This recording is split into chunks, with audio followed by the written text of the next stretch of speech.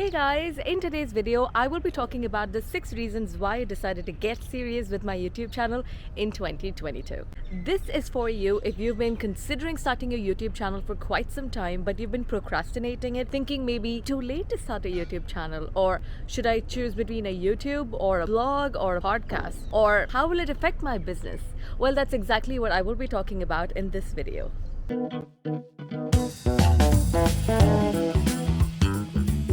If you're new to my channel, I'm so happy to see you here. I'm Tanya Sandy, Instagram marketing expert for coaches, course creators, consultants, and service providers.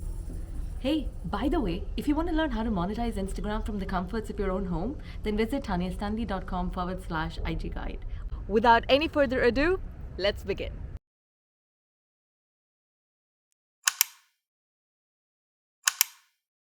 The reason number 1, if you have a product that requires substantial consumer education, there is no way you can do that without being on a long-form content form like YouTube, blogging, or podcasting.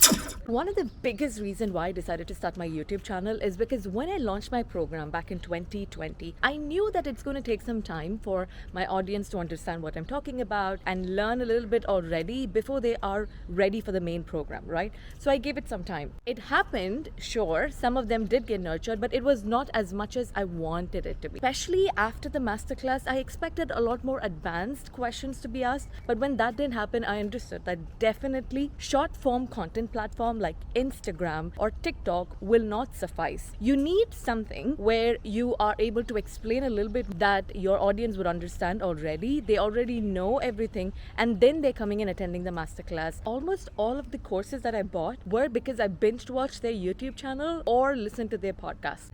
Ready for reason number 2? YouTube is the second largest search engine in the world, owned by the largest in the world, Google. Back in 2021, I knew I had to get on some long-form content platform like maybe YouTube, blogging, podcasting, etc. But the only thing that I had in mind was, okay, will I be able to be consistent on these platforms?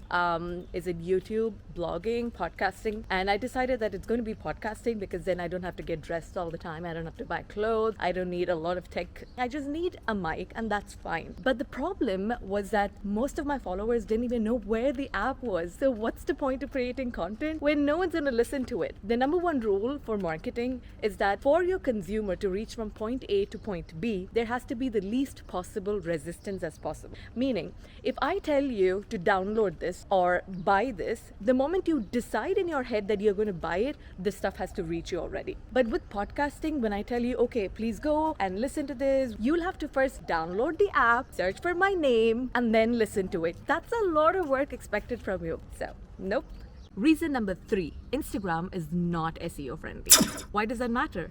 See, you must have already probably heard that Instagram is not SEO friendly, but I didn't really understand what that meant. I just thought that, okay, it just means that if someone searches for a term, they will not be able to find me on Instagram. No, the reason why this matters is because the past 2 years, think about it, I had put in so much effort into creating my carousels, designing them on Canva, then every single story that I put up as well has a strategy behind it. The lives that I did, the captions that I wrote for every single post that you see, it's all efforts, right? Yet, at the end of 2 years, if you search for any of those topics that I spoke about, nothing would come up on Google. Forget that. If you just search for my name on Google, what comes up is LinkedIn profile or Facebook profile. None of the work that I put on Instagram would come up. That is the biggest problem. Had I been doing or putting this much efforts into, let's say, my YouTube channel or my podcast episodes and then putting it up on my website, those would have come up 100%. Think about it. When you search for a term or search for something on Google, not just the blog post or the articles come up, even YouTube videos come up. That's a big deal. Reason number 4, you need website traffic to sell your product. Okay, what does that mean? And there are 2 kinds of creators on all of these social media platforms. One is the creator, and the other one are the business owners. The strategy for both of these kind of people are different. For a creator, they get paid based on the number of followers, subscribers, comments, likes, views, etc. Whereas for a business owner, it depends on how many people buy their program or buy their product. For a business owner, it doesn't matter how many people are following them. Even if it's just 100 people at 3% conversion rate, 3 clients buying out of the 100 followers, there's probably a lot more money than the people with 100,000 followers. Now, why am I talking about this? Because see, when you are a business owner and you want to drive traffic to your website, you need to have content that is constantly working for you and driving traffic to the website. Now, what I realized in my business is that I will get website traffic when I talk about it on my Instagrams, and Instagram stories last for just 24 hours. But what if I want to have traffic to my website that keeps coming all the time? You must be wondering, how is that possible? This is possible only if you are on something like a podcast or a YouTube, where people search for something, they're like, okay, how do I get started with my business? And they search for it on Google, and then suddenly your video or your podcast show notes would come up, and then from there they're going to know about you, and then they're going to come and visit your website, and who knows, they would probably just buy a product right then and there. Reason number 5. You don't have to worry about people accusing you of copying. So if you are on YouTube and you are posting a video where you're talking about the exact same thing word to word what someone else is saying, it is still going to sound different, right? Because there are so many factors that come into play. Your language, the fluency, the way you talk, your accent, where you're from, your cultural background, how you interpret the topics that he or she is talking about. So in that way, you don't have to worry about someone saying that, oh, you copied my stuff. It's even the setup, everything is going to sound different and look different.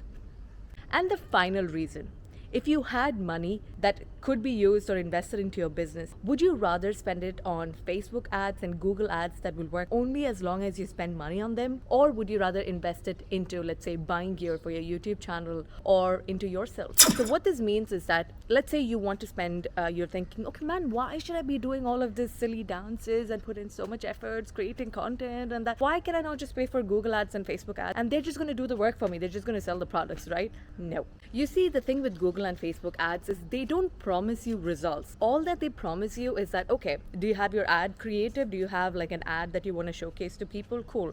Just pay us 120 dirhams every day, and then we will show it to 5,000 people every day. That's all that they're promising you. They're not even going to promise you whether it is going to be shown to the ideal person. I would rather spend 3,000 dirhams and buy a vlogging camera kit and then use that to create content on YouTube, so that people would find me through YouTube and I would gain a lot more ideal, good quality clients visiting my website. That's what I would prefer. What about you? If you enjoyed this video, then please like and subscribe to my channel. If there's anything that really caught your attention, let me know in the comments below, because comments are my love language. I'll see you in the next video. Bye!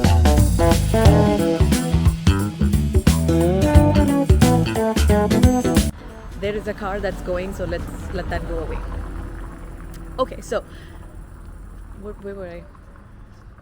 Okay, so while shooting, I parked it like behind. I mean, you can see that there's a car waiting for me. I'm gonna move it aside. These are the problems with trying to vlog. I don't know how what the other people do it.